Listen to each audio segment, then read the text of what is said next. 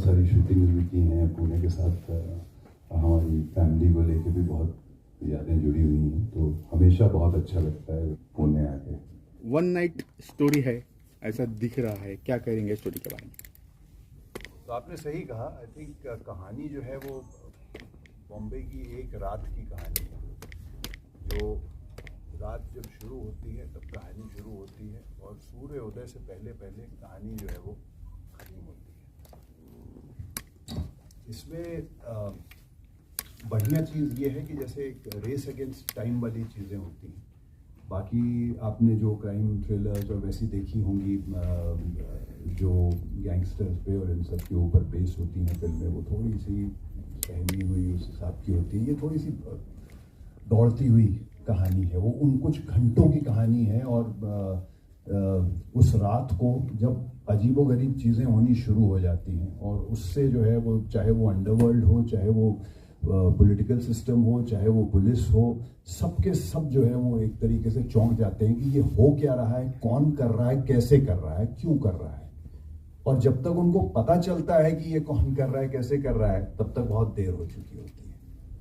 तो एक बड़ा ही अलग सा स्क्रीन प्ले जो है वो डायरेक्टर ने इस फिल्म में ट्राई किया है, जो आई थिंक हिंदी ऑडियंस के लिए एक बहुत नई और एक बड़ी रिफ्रेशिंग चीज़ होगी, जिसमें सस्पेंस थ्रिलर है, एक क्राइम थ्रिलर है और बहुत खूबसूरत लोकेशंस भी हैं, बहुत इंटरेस्टिंग लोकेशंस हैं। क्योंकि मैं तो इतने सालों से बॉम्बे में हूँ, मगर कुछ ऐसी लोकेशंस थी जिन्हें जब मैं वहाँ पे शूट कर रहा था तो मेरे को ऐसा लग रहा था कि यार मेरे को इतने साल हो गए बॉम्बे में शूट करते हुए।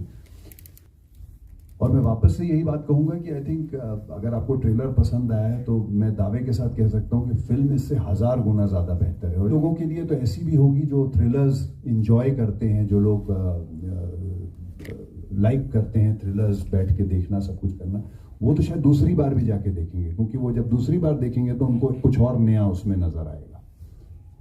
क्योंकि बहुत ट्रीटमेंट में एक अलग चीज़ करने की डायरेक्टर ने कोशिश की है। ये जो डायरेक्टर हैं श्रवण तिवारी, इन्होंने खुद ही फिल्म को लिखा है और बहुत अच्छा स्क्रीन प्ले। मतलब मैं खुद बहुत शौकीन हूँ थ्रिलर्स का और मुझे मज़ा आता है, लेकिन मैं खुद जब मैंने स्क्रिप्ट पढ़ी थी मुझे ये था कि यार ये कैसे लिखी है इस आदमी ने। मेरे से तो एक तरीके से फिल्म ऑलमोस्ट मिस हो गई थी, क्योंकि मैंने बहुत फिल्में फुल नाइट की हैं जिसमें 40 रातें, 35 रातें, 45 रातें लगातार आप शूटिंग कर रहे हो नाइट में, और जब तक आप वापस जा रहे हो दुनिया उठ के अपने काम पे जा रही है और आप सो जा रहे हो, और ऐसा आदमी खुद भूत जैसा फील करने लग जाता है। और मतलब मैंने अब थोड़ा सा ये था कि यार अब मैं ये नाइट शूटिंग्स नहीं करना चाहता हूँ।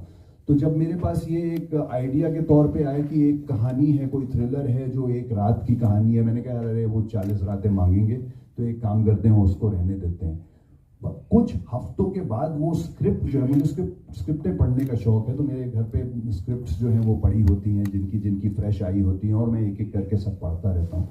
तो एक दिन मैं सोच रहा था आज क्या पढूं, और मैंने देखा कि एक हिंदी में लिखी हुई स्क्रिप्ट थी और काफ़ी डिटेल्ड, काफ़ी मोटी स्क्रिप्ट थी। मैंने कहा चलो आज ये पढ़ते हैं। मुझे नहीं पता था कि ये वही रात वाली कहानी है, और मैंने पढ़ना शुरू किया और उसके बाद मैंने एंड करी और मैंने मैनेजर को सीधा फ़ोन किया। मैंने कहा यार उनको फ़ोन लगाओ, उनको बोलो कि उनको 40 की जगह 80 रातें चाहिए, मैं दे दूँगा, मगर मुझे ये फिल्म करनी है। और अगर इन्होंने किसी और को कास्ट कर लिया है तो मुझे कोई दूसरा रोल हो जो 4-5 रातों का हो वो दे दें, because I want to be a part of this story. Because कोई कुछ नया करने का अटेम्प्ट करने की कोशिश कर रहा है and I want to be a part of it.